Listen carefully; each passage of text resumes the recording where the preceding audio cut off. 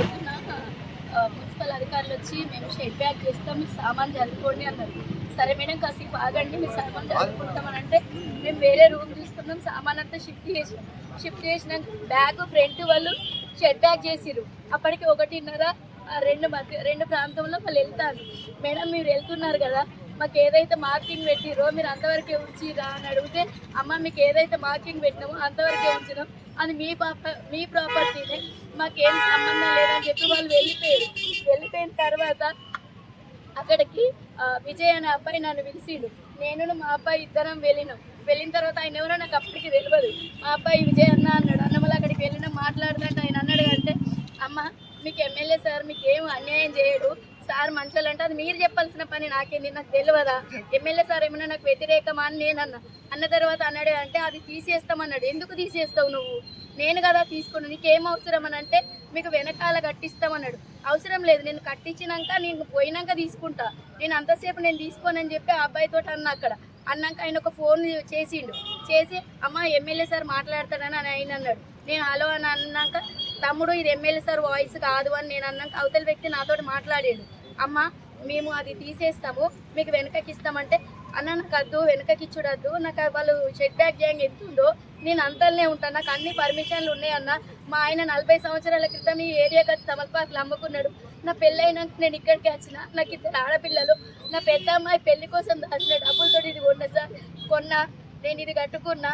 నాకు ఇది సందీప్ కుమార్ సుల్తానియా గారు అప్పుడు రాజశేఖర రెడ్డి గారు హయాంలో నాకు ఇది పట్టా ఇచ్చింది సార్. మేము తెలంగాణ ప్రభుత్వం వచ్చినాక దీన్ని మళ్ళీ మేము పట్టా చేసుకున్నాం సార్. 2023లో మేము దీన్ని పర్మిషన్ తీసుకుని ఉంటే అమ్మ నాకు అవన్నీ తెలుసు, మీరు కష్టపడ్డది తెలుసు, మాకు ఒక్క ఇల్లు కిరాయికే ఉన్నాం సార్, మాకు ఏం లేదు ఈ ప్రాపర్టీ తప్ప అంటే మాకు అన్నీ తెలుసమ్మా అని అన్నాడు. అన్నీ తెలిసినాక మీరు ఎందుకు అడుగుతాను సార్ అంటే అది కొంచెమే కదా అన్నాడు. కొంచెమైనా పర్లేదు సార్, నాకు 2 పిల్లలు, నేను నా భర్త, మా నలుగురు నన్ను బొంద పెట్టి గోదావరికి చిస్టిది అంటే గట్టిగా అన్నవల్ల ఆయన ఫోన్ పెట్టేసిన తర్వాత నేను నేర్చుకుంటా వచ్చి ఇక్కడ కూర్చున్నా. మా పాప మా బాబు వీళ్ళందరూ ఉన్నారు.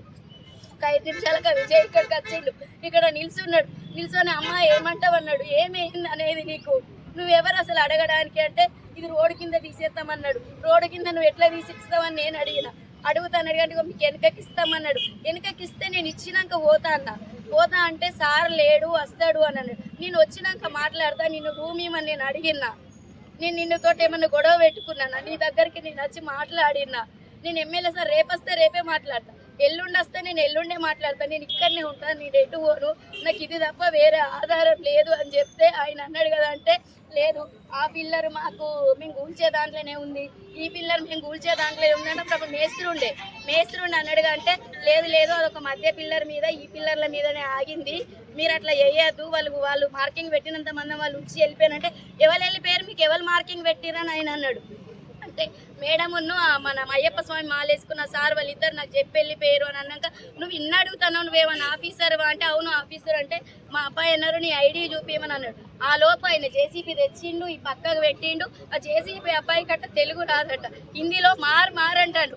ఏ పిల్లగా నువ్వు మాత్రం కొడితే నీకు బాగుండదంటే ఆయన నుండి నేను అదంతా కొట్టే కింది ఎత్తుకుంటాను. సరే ఎత్తుకోగానే నువ్వు కొట్టకంటే ఆయన నుండి నేను అప్పటికే 100కు డయల్ చేసిన, మా ఫోన్ మా ఈయనతో మాట్లాడుకుంటేనే 100కు డయల్ చేసేటప్పటికి ఆయన ఏమన్నాడంటే ఉంచుకో, నేను ఏ టైం అయినా నేను ఇది గూల కొడతాను అన్నాడు. 100కు డయల్ చేసినాక పోలీసులు వచ్చిరు. కాసేపటికి ఇంద్రసేన రెడ్డి సార్ వచ్చిండు.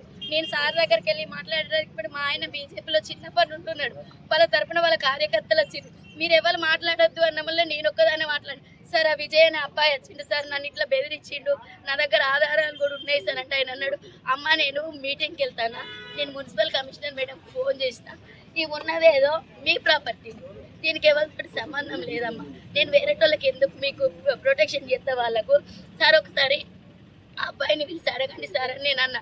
అమ్మ నేను అర్జెంట్ మీటింగ్ మీద పోతానా, నేను మాట్లాడతా అబ్బాయిని పిలిచి, మీ దగ్గర ప్రూఫ్ ఉందంటారు కదా నాకు పంపించండి అని చెప్పేసి ఆ సార్ వెళ్ళిపోయిన తర్వాత ఎట్లా 100కు డయల్ చేసినాం, పోలీసు వాళ్ళు వచ్చారు కదా అని చెప్పి మేము 15 దాకా ఉన్నాం సార్. ఇక్కడనే 10 గంటలకు 2 రోజుల నుంచి మంచినీళ్ళు కూడా తాగలేదు.